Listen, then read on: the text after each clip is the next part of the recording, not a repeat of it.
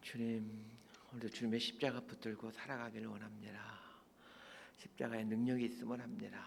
삶의 고난을 이겨나갈 능력이 십자가에 있음을 합니다. 오늘 주님의 십자가 묵상하고 또 바라보며 예수님과 깊이 동행하는 하루가 될 수 있도록 은혜를 내려 주옵소서. 예수님 이름으로 기도드리옵나이다. 아멘. 우리 하나님 말씀은 느헤미야 13장 15절에서 31절. 매일 성경은 내일 본문 보도록 합니다. 느헤미야가 이제 끝이 나게 돼서 우리 매일 성경은 토요일 본문이고 느헤미야 가장 끝부분 보도록 합니다. 느헤미야 13장 15절에서 31절까지 말씀 번갈아 가면서 읽도록 하겠습니다. 제가 먼저 읽겠습니다. 그때 내가 본즉 유다에서 어떤 사람이 안식일에 술투를 밟고 곡식단을 나귀에 실어 운반하며 포도주와 포도와 무화과와 여러 가지 짐을 지고 안식일에 예루살렘에 들어와서 음식물을 팔기로 그날에 내가 경계하였고, 또 두로 사람이 예루살렘에 살며 물고기와 각양 물건을 가져다가 안식일에 예루살렘에서도 유다 자손에게 팔기로 내가 유다의 모든 귀인들을 꾸짖어 그들에게 이르기를 너희가 어찌 이 악을 행하여 안식일을 범하느냐. 너희 조상들이 이같이 행하지 아니하였느냐. 그래서 우리 하나님이 이 모든 재앙을 우리와 이 성읍에 내리신 것이 아니냐. 그럼에도 불구하고 너희가 안식일을 범하여 진노가 이스라엘에게 더욱 심하게 임하도록 하는도다 하고, 안식일 전 예루살렘 성문이 어두워갈 때에 내가 성문을 닫고 안식일이 지나기 전에는 열지 말라 하고, 나를 따르는 종자 몇을 성문마다 세워 안식일에는 아무 짐도 들어오지 못하게 하였으므로 장사꾼들과 각양 물건 파는 자들이 한두 번 예루살렘 성 밖에서 자므로 내가 그들에게 경계하여 이르기를 너희가 어찌하여 성 밑에서 자느냐. 다시 같이 하면 내가 잡으리라 하였더니 그 후부터는 안식일에 그들이 다시 오지 아니하였느니라. 내가 또 레위 사람들에게 몸을 정결하게 하고 와서 성문을 지켜서 안식일을 거룩하게 하라 하였느니라. 내 하나님이여, 나를 위하여 이 일도 기억하시옵고 주의 크신 은혜대로 나를 아끼시옵소서. 그때 내가 또 본즉 유다 사람이 아스돗과 암몬과 모압 여인을 맞아 아내로 삼았는데 그들의 자녀가 아스돗 방언을 절반쯤은 하여도 유다 방언은 못하니 그 하는 말이 각 족속의 방언이므로 내가 그들을 책망하고 저주하며 그들 중 몇 사람을 때리고 그들의 머리털을 뽑고 이르되 너희는 너희 딸들을 그들의 아들들에게 주지 말고 너희 아들들이나 너희를 위하여 그들의 딸을 데려오지 아니하겠다라고 하나님을 가리켜 맹세하라 하고, 또 이르기를 옛적에 이스라엘 왕 솔로몬이 이 일로 범죄하지 아니하였느냐. 그는 많은 나라 중에 비길 왕이 없이 하나님의 사랑을 입은 자라. 하나님이 그를 왕으로 삼아 온 이스라엘을 다스리게 하였으나 이방 여인이 그를 범죄하게 하였나니 너희가 이방 여인을 아내로 맞아 이 모든 큰 악을 행하여 우리 하나님께 범죄하는 것을 우리가 어찌 용납하겠느냐. 대제사장 엘리야십의 손자 유하다의 아들 하나가 호론 사람 산발랏의 사위가 되었으므로 내가 쫓아내어 나를 떠나게 하였느니라. 내 하나님이여, 그들이 제사장의 직분을 더럽히고 제사장의 직분과 레위 사람에 대한 언약을 어겼사오니 그들을 기억하옵소서. 내가 이와 같이 그들에게 이방 사람을 떠나게 하여 그들을 깨끗하게 하고 또 제사장과 레위 사람의 반열을 세워 각각 자기 일을 맡게 하고, 우리 31절 함께 읽습니다. 또 정한 기한에 나무와 처음 익은 것을 드리게 하였사오니 내 하나님이여, 나를 기억하사 복을 주옵소서. 아멘. 이제 오늘로서 느헤미야가 끝이 나게 됩니다. 느헤미야에 대한 간단한 정리를 해드리고 오늘 본문으로 들어가겠습니다. 느헤미야는 기원전 444년에 있었던 3차 포로기한이 배경이 됩니다. 3차 포로기한자들의 목표는 예루살렘 성벽 재건이었습니다. 예루살렘 성벽 재건의 중요한 이유는 성전을 지키기 위함입니다.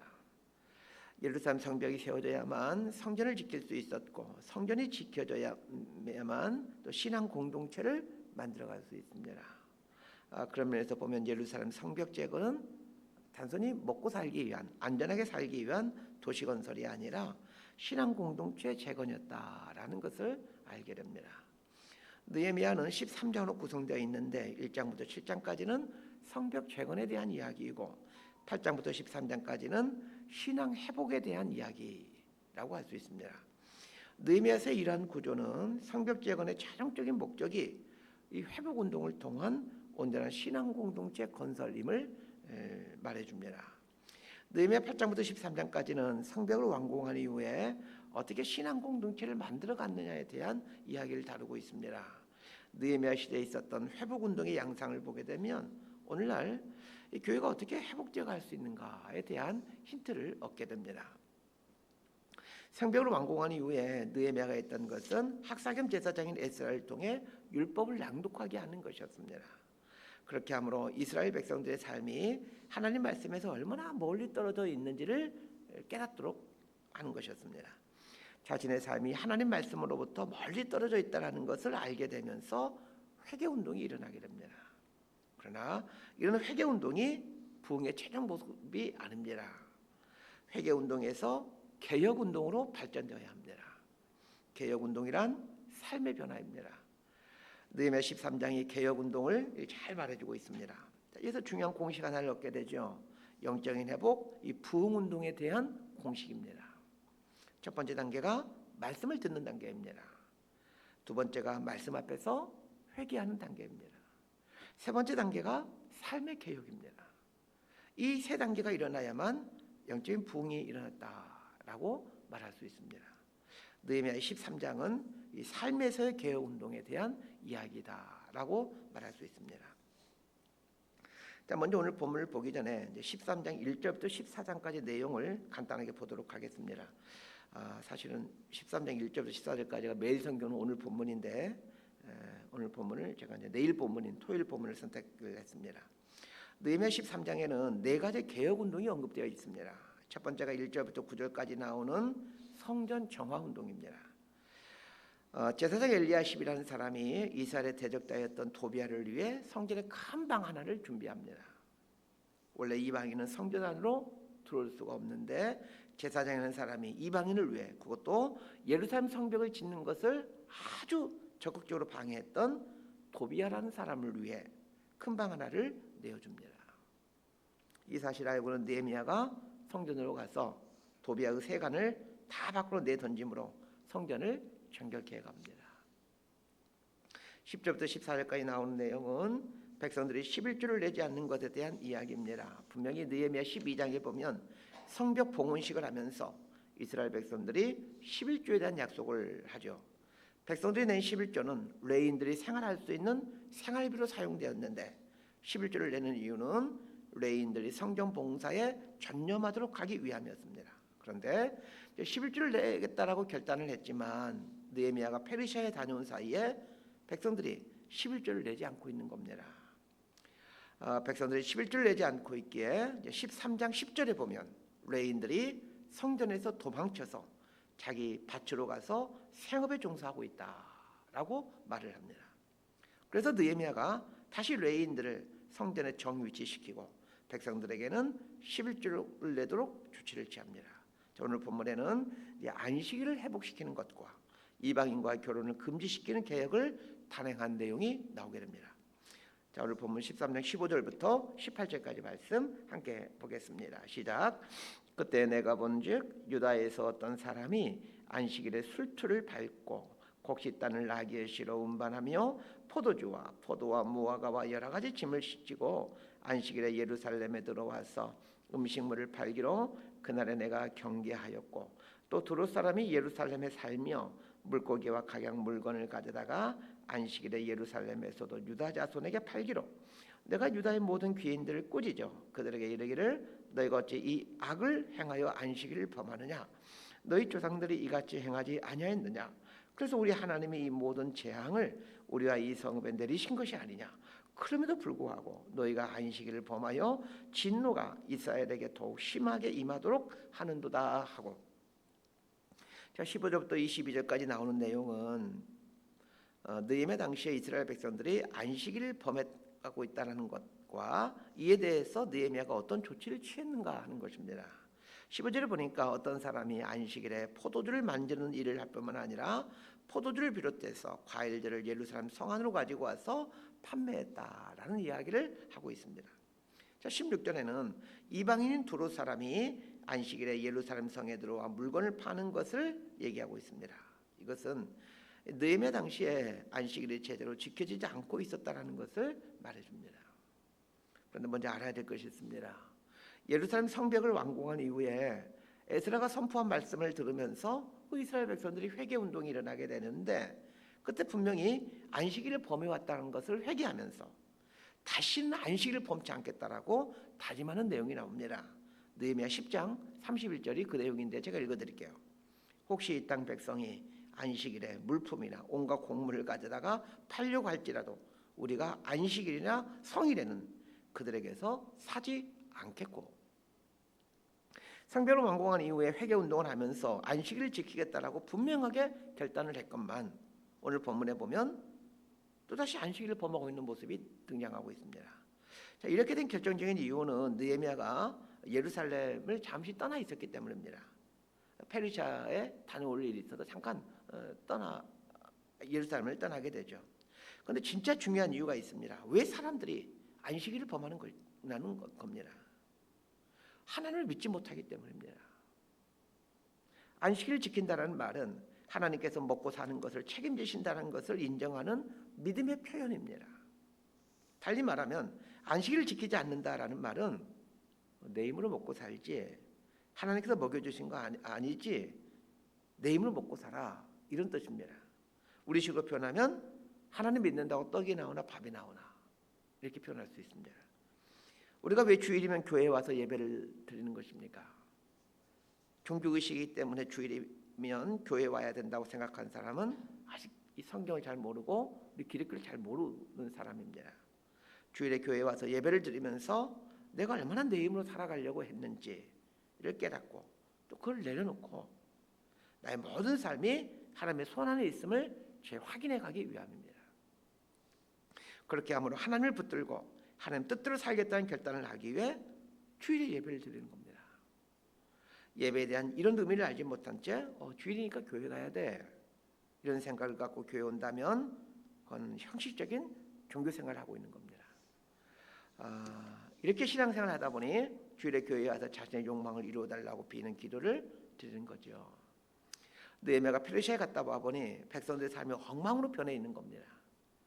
안식일을 지키는 것은 가장 기본적인 것인데 이것조차도 지켜지지 않고 있고, 안식일의 버젓이 예루살렘 성 안에서 이 매매 행위가 이루어지고 있었습니다. 이에 대해서 느헤미야가 어떤 조치를 취합니까? 안식일 전날 예루살렘 성문을 닫아버립니다. 그렇게 함으로 매매하고자 하는 사람들이 성 안으로 들어오지 못하도록 차단시켜버립니다. 그래서 매매하는 사람들이 어떻게 합니까? 성문 밖에서 잠을 잡니다. 지금식으로 하면 일종의 데모이죠. 우리 시대 데모를 하기 위해 청와대 앞이나 국회 앞에 가가지고 누워 있는 것처럼 지금 매매하는 사람들이 성문 밖에서 잠을 자면서 데모하는 것입니다. 그런데 불구하고 느헤미야가 눈 하나 깜짝하지 않습니다.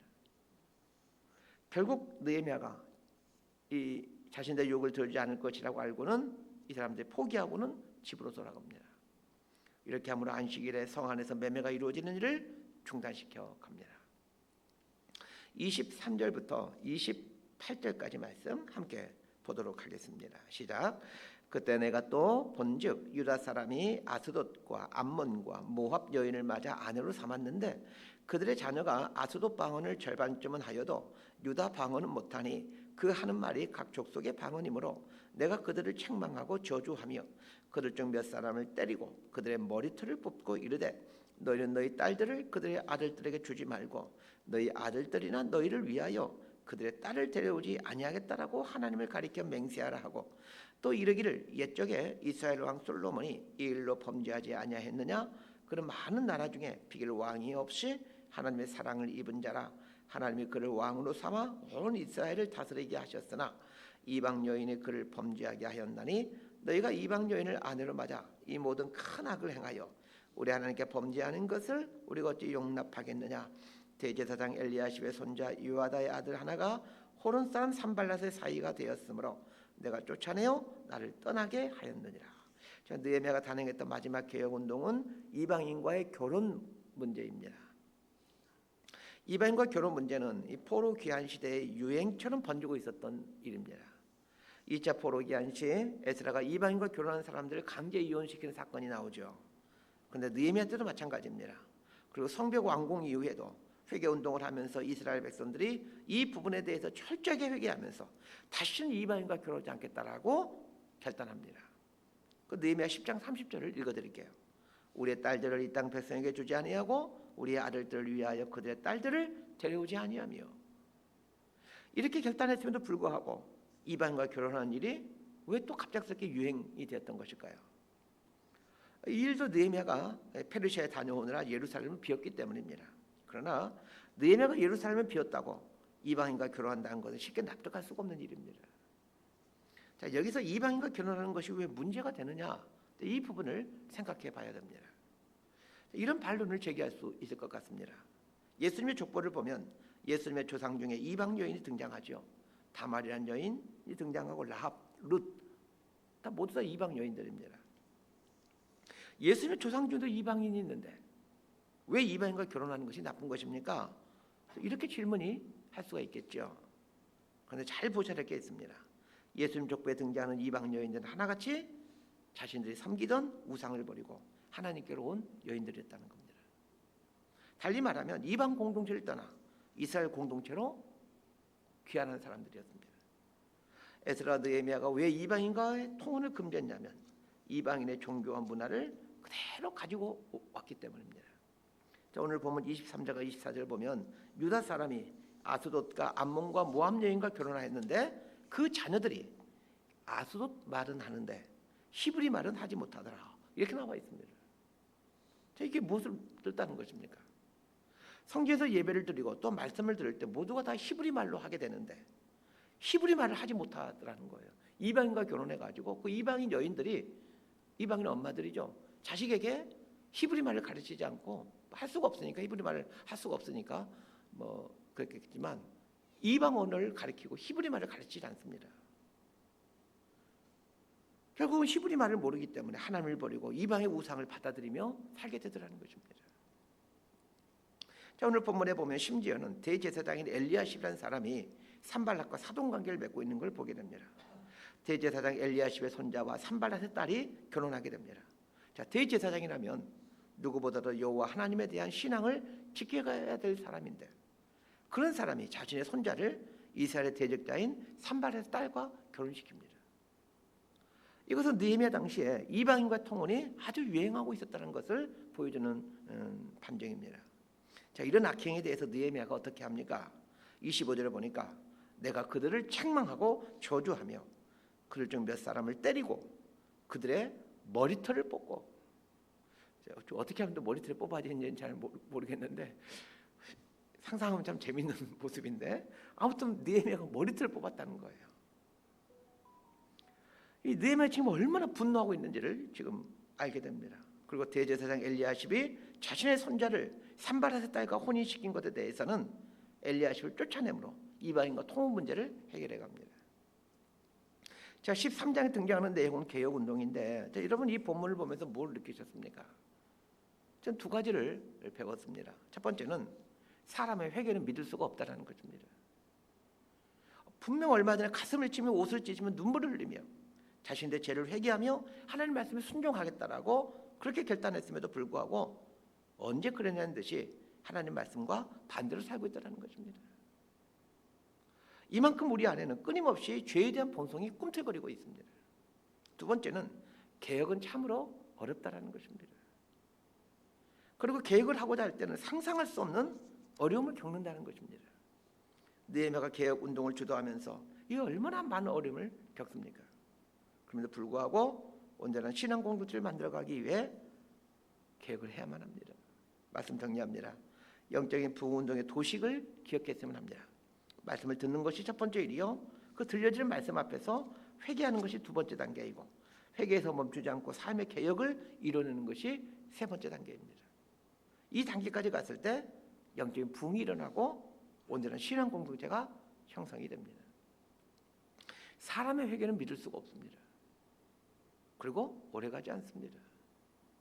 그래서 해결할 때는 바로 이어서 삶의 개혁까지 가야 합니다.